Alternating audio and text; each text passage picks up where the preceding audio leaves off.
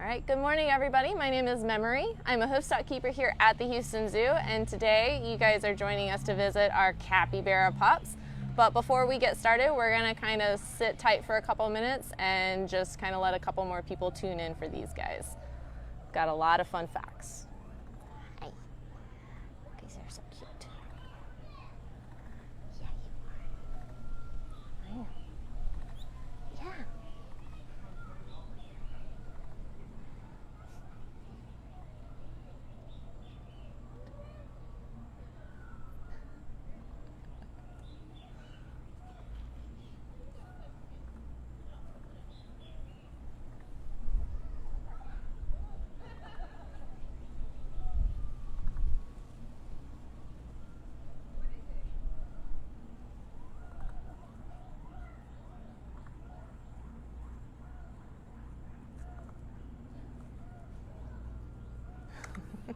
Not the shoe. Thank you.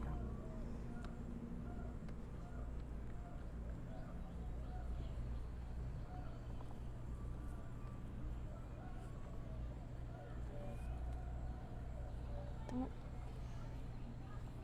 my gosh. Yeah.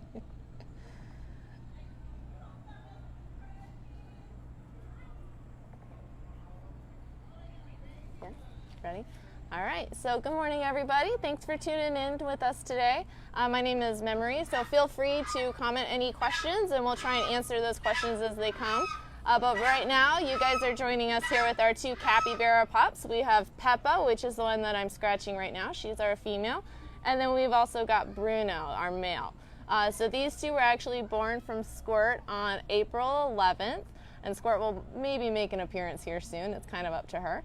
But in the meantime, we're just going to chit chat about these guys. So as you can see, I am doing quite a lot of tactile. Capybaras are pretty well known for enjoying tactile. That being said, we do always work with them with a lot of caution. So for these two pups, you'll see that we might scratch them a bit and they'll sometimes roll over for belly rubs. But it's really good for us to kind of get them socialized and comfortable with us keepers now, so that in the future it can help with any kind of medical procedures that we might have to do. So right now, these two weigh about 8 pounds, 8 to 10 pounds. So they have actually more than doubled in weight within this first month. Like I said, they were born on April 11th, so they are actually a month old today. So they grow very rapidly, capybara pups. Capybaras actually give birth to pups that are what we call precocial, which means that they come out very well developed. They've already got their teeth, they're walking within pretty much minutes. And they'll actually start eating solid foods in about 2 days. Sometimes it takes them a week. That being said, they do still really like to hang around mom, and they'll actually nurse from their mothers for about 4 months. So they'll really rely on her. But once these guys are fully grown, they'll probably be about 90 to 100 pounds. Sometimes capybaras can get even bigger than that, but our guys here at our zoo generally get to about 100 pounds. Hi. Now, even though these two look very similar, there are a couple of differences to tell them apart, but one of the biggest differences is just their personalities. So even though they're a month old, they do already have very distinct personalities. Pepa generally tends to be more of the food hound, and she loves to get snacks. She really enjoys training, whereas Bruno is kind of just more sort of the tactile guy. He loves the belly scratches, and that's kind of the best reward for him. Oh, I guess it's nap time. But if you guys come out and join us here at the zoo, you'll see them on exhibit in our Pantanal mixed species yard. Right now they're kind of in a portion of the exhibit that is solitary for them, whereas we have a lot of our other animals in the yard right next door, so that they can kind of howdy and get used to seeing the tapirs and the anteaters. But in the meantime, whenever they're out here in the yard during the day, you might actually see them swimming. So these guys, like I said, they're precocial, so they're pretty well developed whenever they come out of mom. These guys will actually start swimming within just a couple days.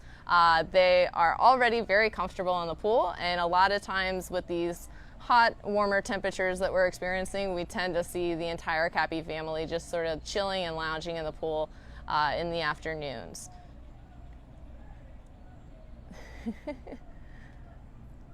And of course, just like any other babies, they do get very sleepy. Let's see.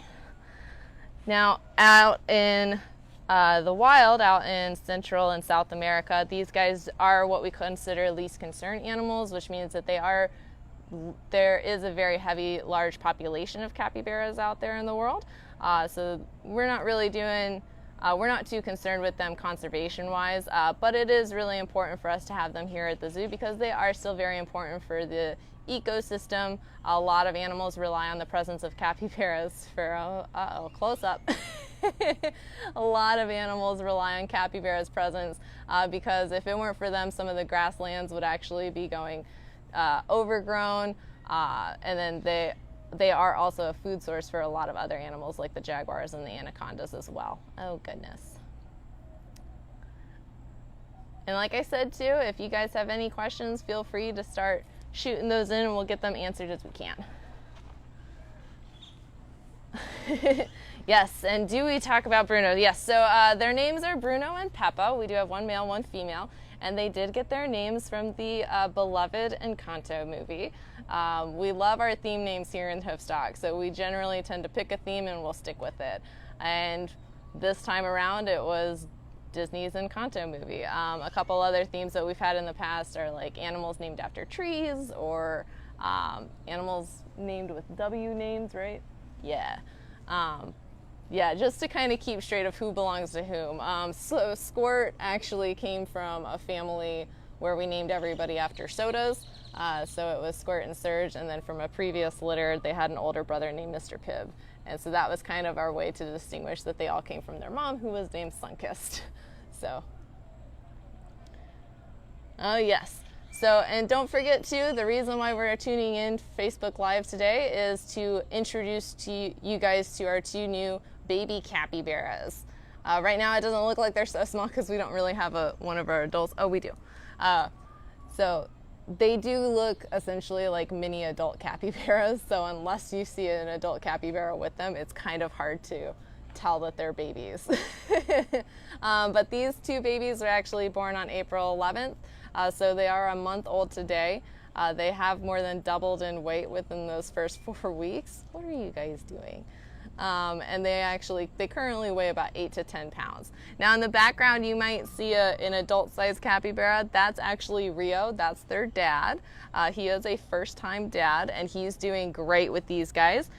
Generally we don't really have generally the males aren't going to help so much with the raising of the pups, but they are very important to keep around so that no animals try to go after the pups. So they're kind of good protectors for everybody. Rio, he's a little bit more standoffish, so if he comes over, great, but I don't really expect him to. He's kind of a firm believer in stranger danger. So these guys, they can be very skittish animals. It's something that we kind of always respect. But I will say capybaras are very popular amongst people because sometimes some capybaras are very friendly and really enjoy scratches. So you oftentimes see lots of pictures of capybaras getting interactions with other species like primates scratching on them or turtles climbing on them.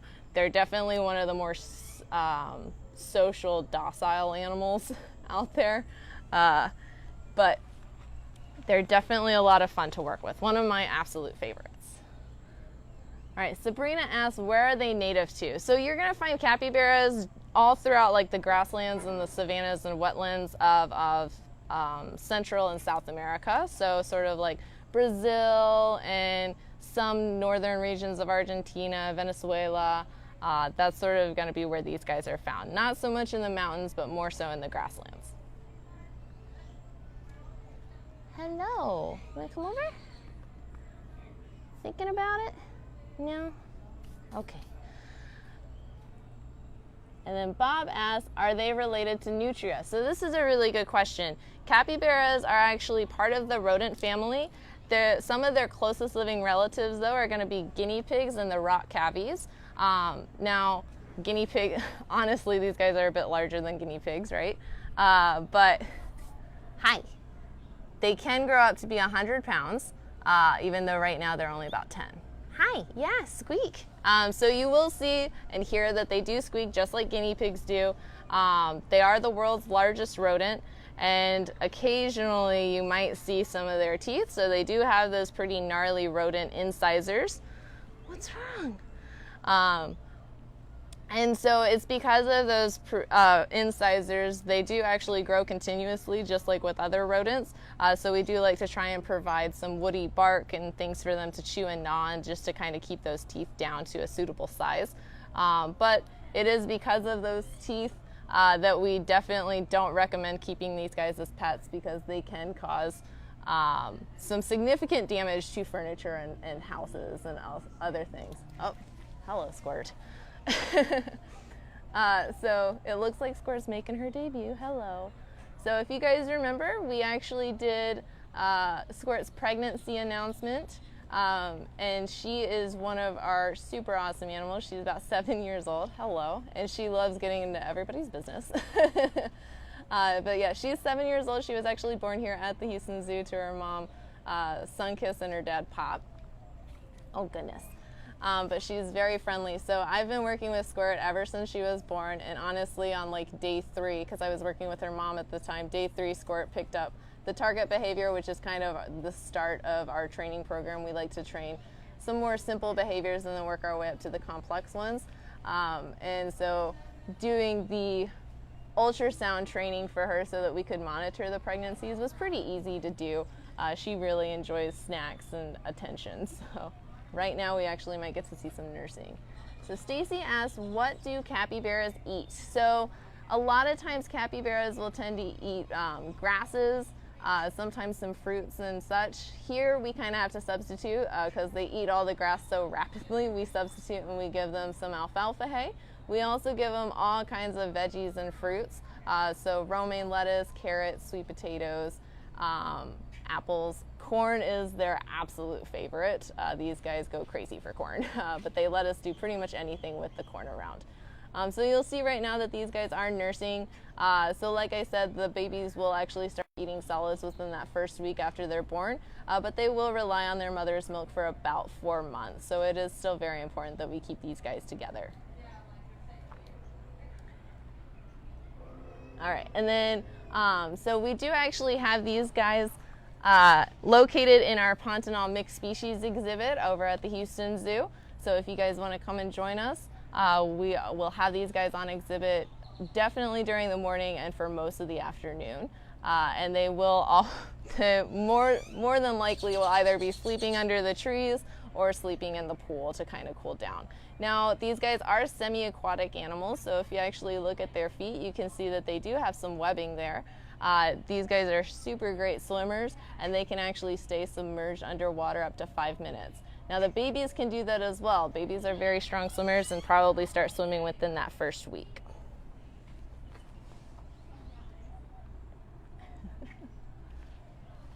Oh, goodness, personal moment.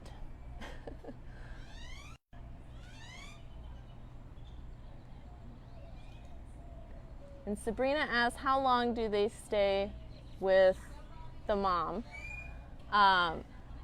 So they'll nurse for mom for about 4 months, but honestly, capybara social structures are pretty interesting. So more than likely, they'll probably kind of stick around the group. Sometimes the groups can range anywhere from 10 individuals all the way to 50 individuals. And generally what happens is a dominant male will kind of take over the bunch, and his job is to kind of keep some of the more subordinate males kind of in place.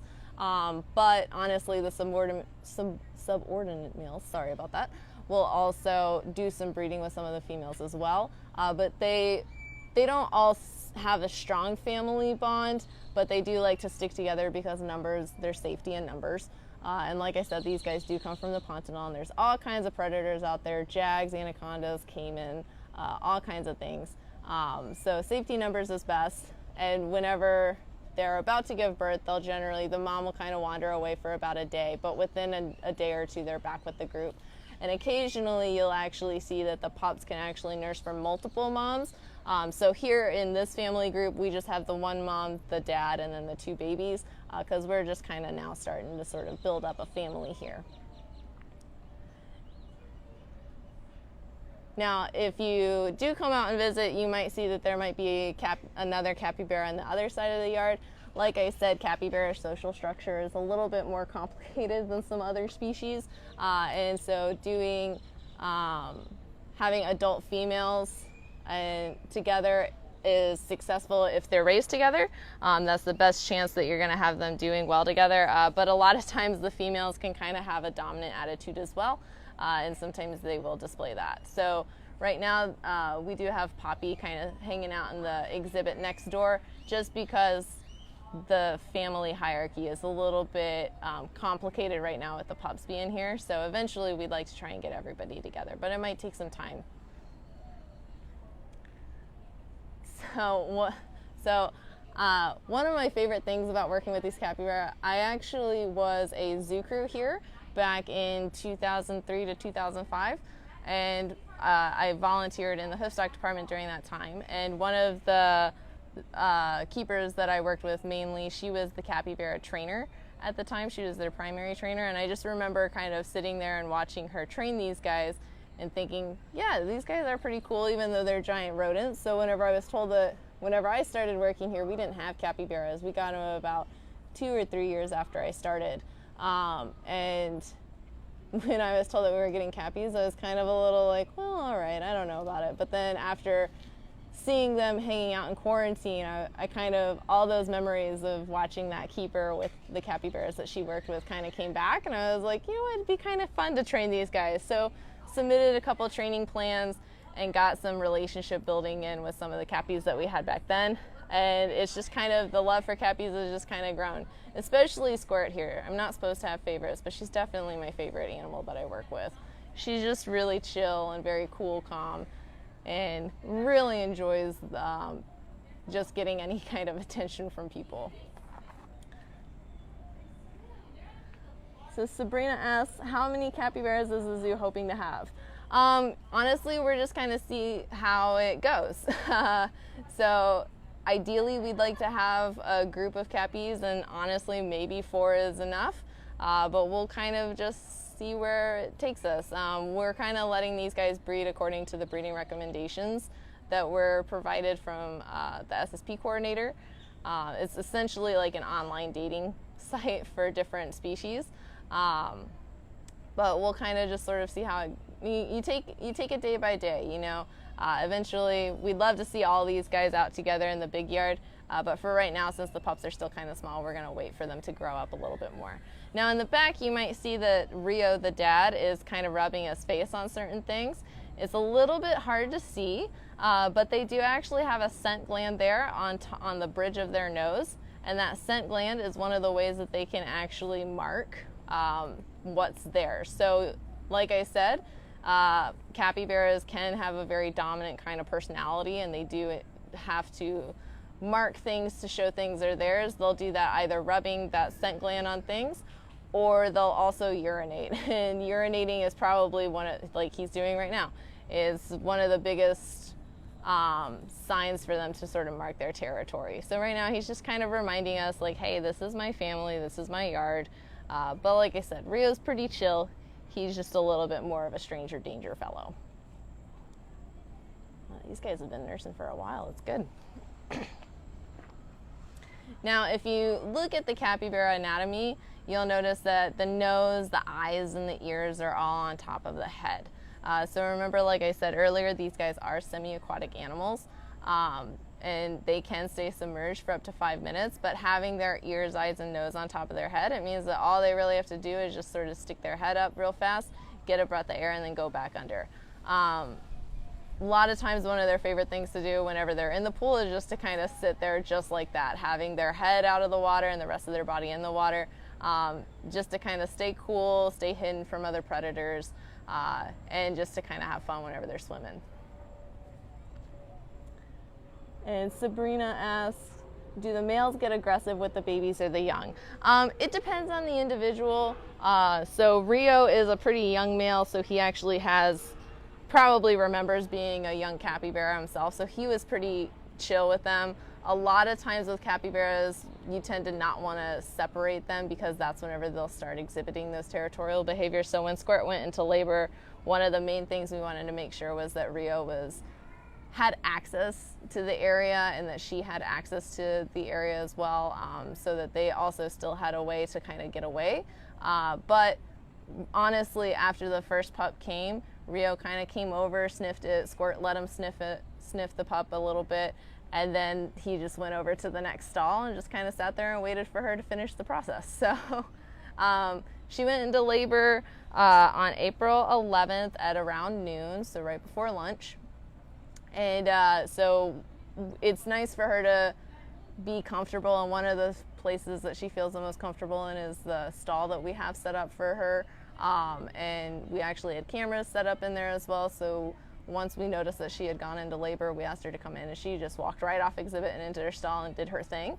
And so it was about a 4-hour process for her to deliver these pups. And from the whole time while she was focusing on her and the pups, we were actually able to watch from another location in the barn and watch from the camera system to make sure that everything was going nice and smoothly, and everything worked out. And now we've got these 2 beautiful, healthy capybara pups named Pepa and Bruno. Now Riley asked, do they like to hang out with the other animals in the exhibit? It kind of just depends on the individuals. I will say I think Squirt and Rio tend to like to hang out by the pool a lot, and that's where the swans are and the screamers, so I think they're comfortable around them. You know, as far as the anteaters and the tapirs, I think they're fine with them. They all eat from the same food. They all sort of hang out by the pool together, but I will say I tend to see Rio and Squirt hanging out more by the birds than anything else. So we do have a capybara in the water now. Rio's made his way over to the pool, so these guys do like to swim. And you'll see that he kind of rolls around to get all the water on him. It's just kind of one good way for them to cool down. And like I said earlier, if you notice that his eyes, his ears, and his nose are all above the water, so he can kind of monitor the situation around him.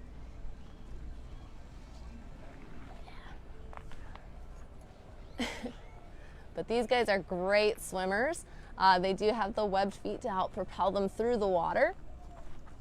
And they can stay submerged for up to 5 minutes. Generally, our guys kind of like just to sort of swim around and play in the water a bit. So you might see him doing laps here and there, and he'll dive down to the bottom and then come back up.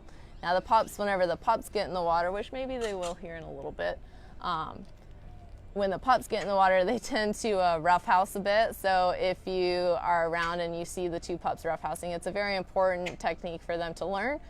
So that they can kind of have that behavior as they get older.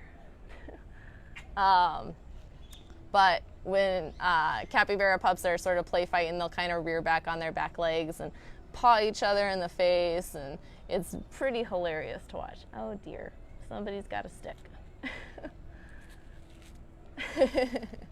And just like with any babies, they can be very playful. They love to check out everything and investigate all the things.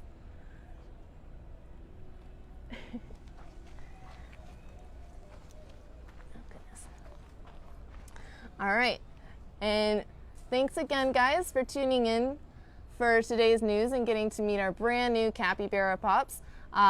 Remember that you can come by and see these capybara pups on exhibit in the South America Pantanal exhibit, where the tapirs and the anteaters are also located. But thanks for tuning in, and join us again next Wednesday on Facebook Live at 11 a.m.